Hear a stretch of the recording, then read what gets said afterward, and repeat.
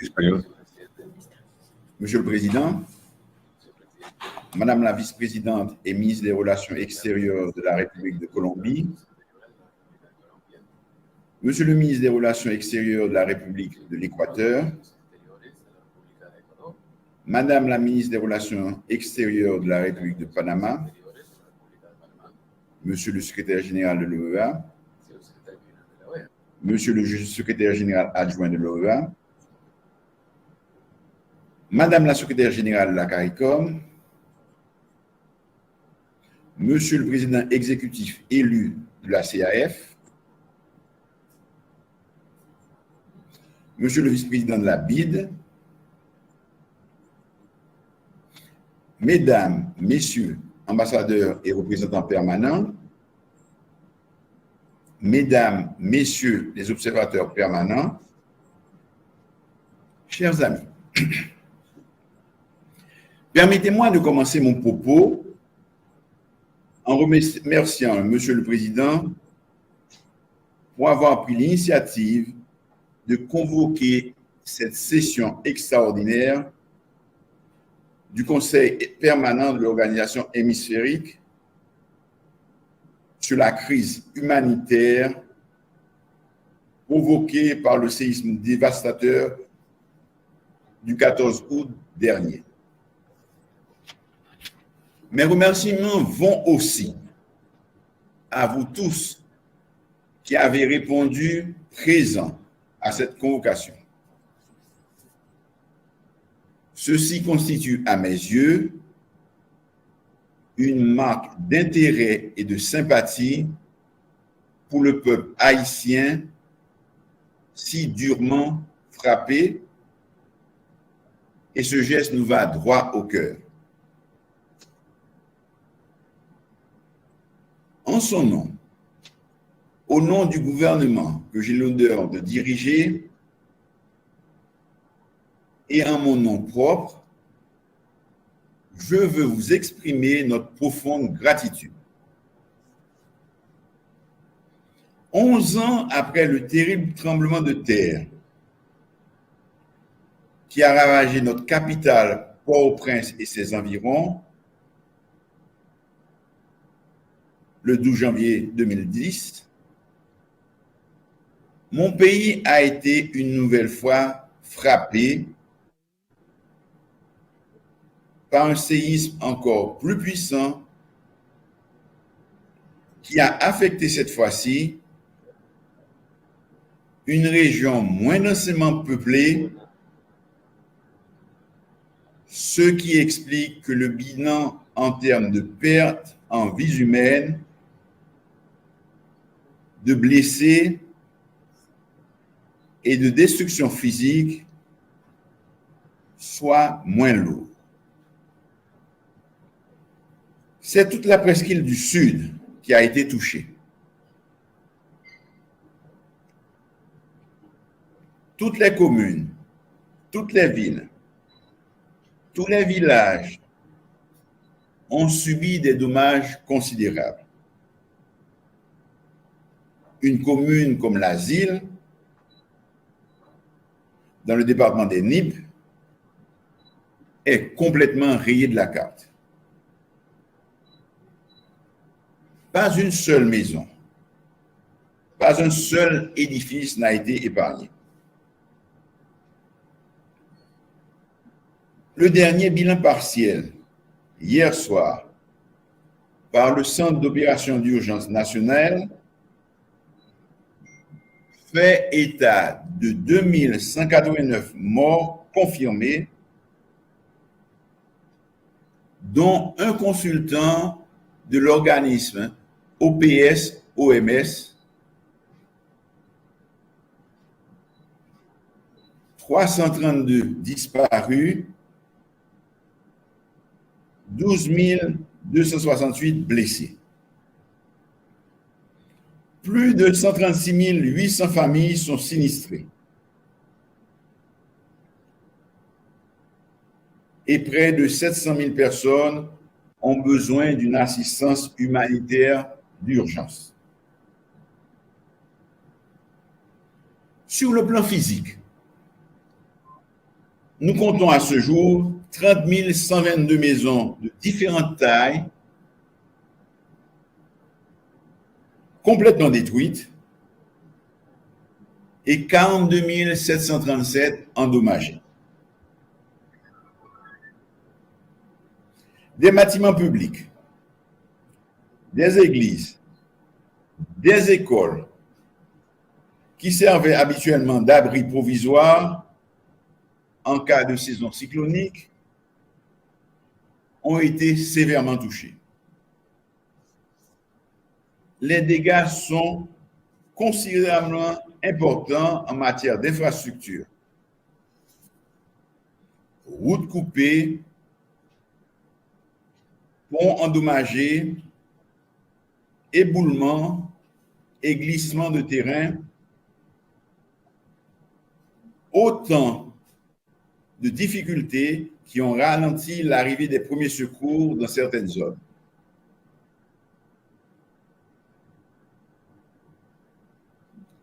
Tout ceci va perturber sérieusement la rentrée scolaire prévue pour le 6 septembre.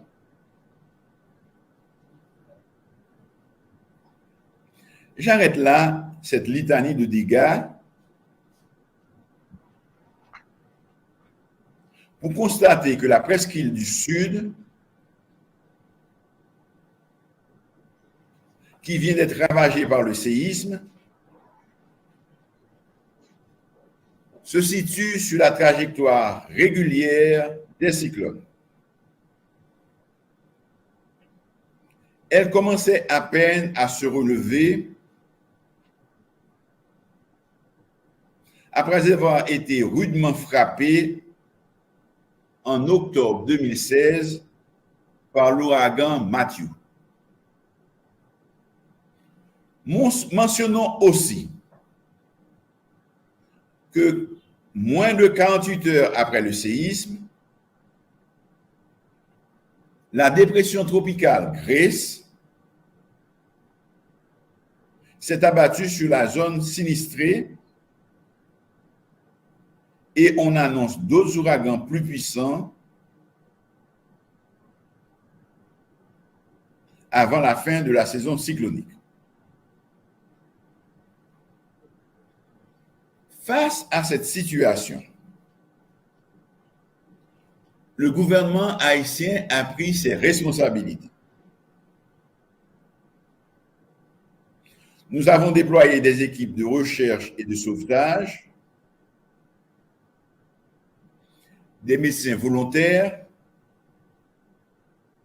des secouristes de la direction de la protection civile, ainsi que les équipements lourds du ministère des Travaux publics et du corps du génie militaire des Forces armées d'Haïti, mais c'était loin d'être suffisant compte tenu de l'énormité de la tâche. Nous avons constaté avec satisfaction, partout dans la zone affectée, la réaction spontanée de nos compatriotes sur place dans le Sud, qui ont été les premiers à répondre à l'appel au secours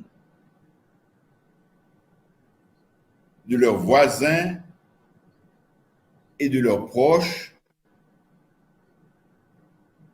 victimes ou ensevelis sous les décombres. Dès le lendemain du séisme,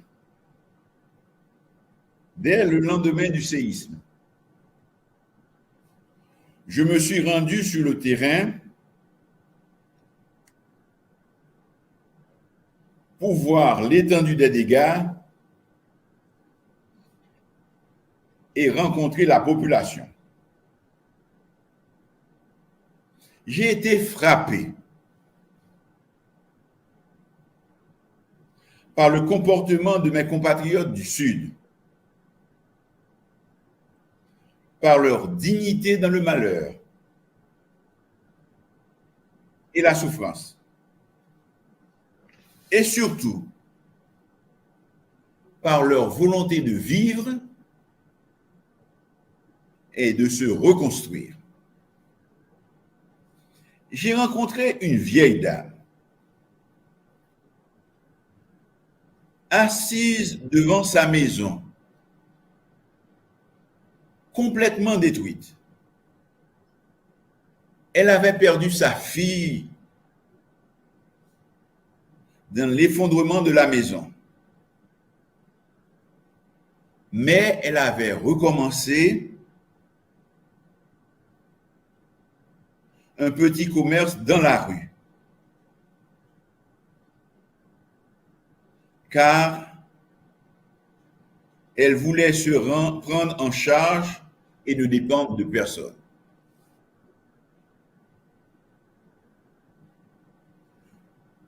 Une autre mère, célibataire,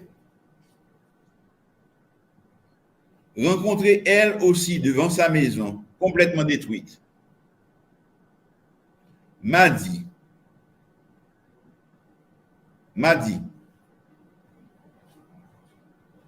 qu'elle savait que l'État ne dispose pas de ressources suffisantes pour l'aider à reconstruire et qu'elle ne demandait qu'une chose, que l'on vienne déblayer les ruines de la maison et qu'elle se débrouillerait pour le reste. Ce courage dans l'adversité, cette résilience face à la catastrophe, m'ont donné du cœur à l'ouvrage,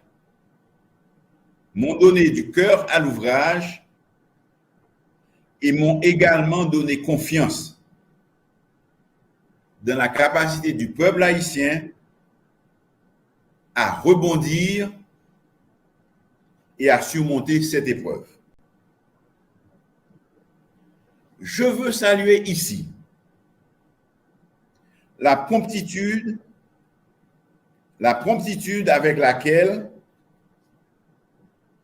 les pays frères de l'hémisphère, mais aussi d'Europe et même d'Asie, nous ont apporté leur solidarité. Par hélicoptère, par avion et par bateau, les secours d'urgence et des tonnes de médicaments ont afflué, ainsi que des médecins et des équipes de search and rescue. Ceci nous a permis de retrouver des survivants sous les décombres et d'évacuer les grands blessés vers d'autres centres hospitaliers.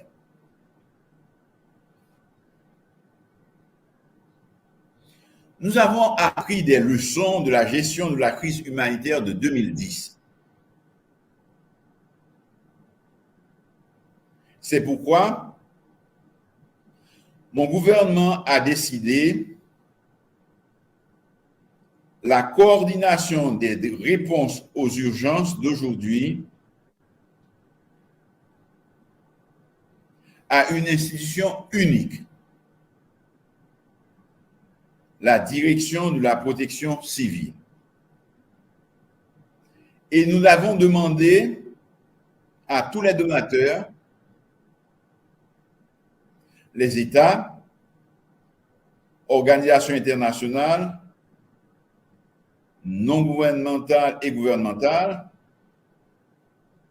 associations et individus qui désirent apporter une aide quelconque, de passer par la direction de la protection civile qui indiquera les besoins de chaque commune,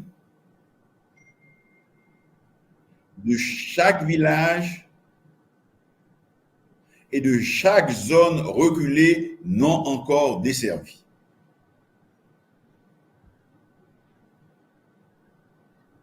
Cette approche a été saluée par plus d'un. Cette approche a été saluée par plus d'un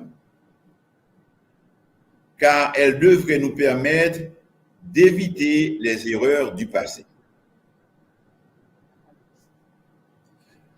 Dans le souci de garantir une totale transparence dans la gestion de l'aide, j'ai créé un groupe de travail ad hoc comprenant des représentants du secteur privé, de la société civile, des partis politiques et de la diaspora. Il sera chargé d'accompagner et de superviser la conduite des opérations par la direction de la protection civile. J'ai souhaité par ce geste impliquer et responsabiliser tous les acteurs de la vie nationale dans la gestion de cette situation difficile dans laquelle Haïti se retrouve. Passer la phase d'urgence, qui, nous le souhaitons, ne devrait durer que quelques semaines, il nous faut d'ores et déjà commencer à réfléchir à la reconstruction. Le défi est grand et à ce stade, nous aurons besoin de l'appui de vous tous. Hier, j'ai eu une séance de travail avec le représentant de la Banque interaméricaine de développement et je lui ai fait savoir que je souhaitais que cette institution soit en première ligne aux côtés de mon gouvernement en vue de compléter dans les 2 mois qui viennent une évaluation exhaustive et chiffrée des besoins pour engager la reconstruction physique de la région dévastée, la reconstruction de son économie et en somme, la reconstruction des vies dans les zones affectées. Ceci sans oublier les programmes sociaux et de développement durable concernant le reste du pays. Nous voulons soumettre dans les meilleurs délais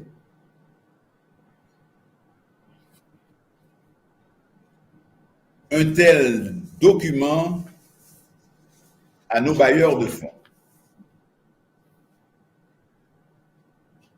Par ailleurs, je sais que l'organisation hémisphérique et les pays membres ont toujours manifesté un intérêt particulier pour la situation politique qui prévaut en Haïti. L'instabilité politique chronique,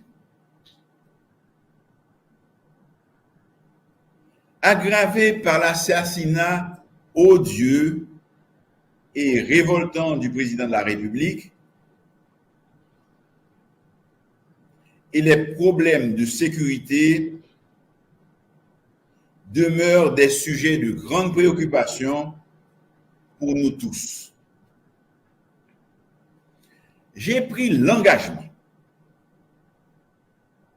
de tout mettre en œuvre pour remettre mon pays sur les rails d'une démocratie fonctionnelle, avec l'organisation dans les plus brefs délais de bonnes élections libres et transparentes. Il est impératif que nous retournions rapidement à un fonctionnement normal des institutions démocratiques. J'ai engagé pour cela des discussions avec les forces vives de la nation. J'ai multiplié les rencontres avec les différents secteurs. Un projet d'accord politique pour une gestion apaisée et efficace de cette période intérimaire a été présenté à tous les acteurs pour avis et suggestions. Le processus a connu un certain ralentissement à cause du séisme,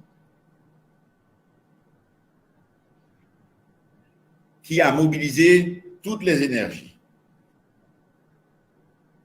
Mais il devait reprendre très bientôt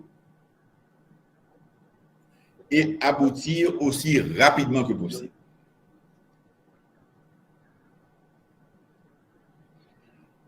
Les défis qui sont devant nous sont considérables. La saison cyclonique, qui n'est pas terminée, pourrait encore, à Dieu ne plaise,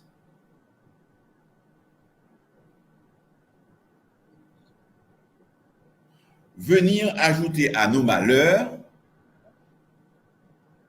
et la COVID-19 est toujours présente.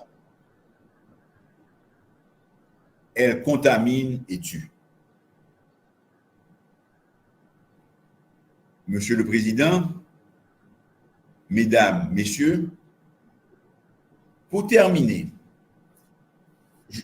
je veux réitérer, tant au nom de mon gouvernement et du peuple haïtien, et qu'en nom propre, mes remerciements pour votre solidarité agissante. Je vous prie de transmettre à vos gouvernements respectifs l'expression de notre gratitude pour les mots de sympathie qu'ils nous ont adressés et pour leur soutien moral et matériel dans cette douloureuse épreuve. Je souhaite vivement que cette expérience que nous vivons ensemble contribue à renforcer les liens fraternels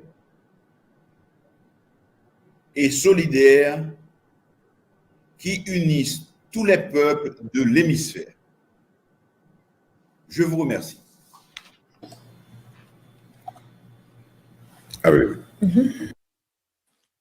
Agradecido, señor primer ministro. Valoramos muchísimo sus conceptos y la información concreta sobre la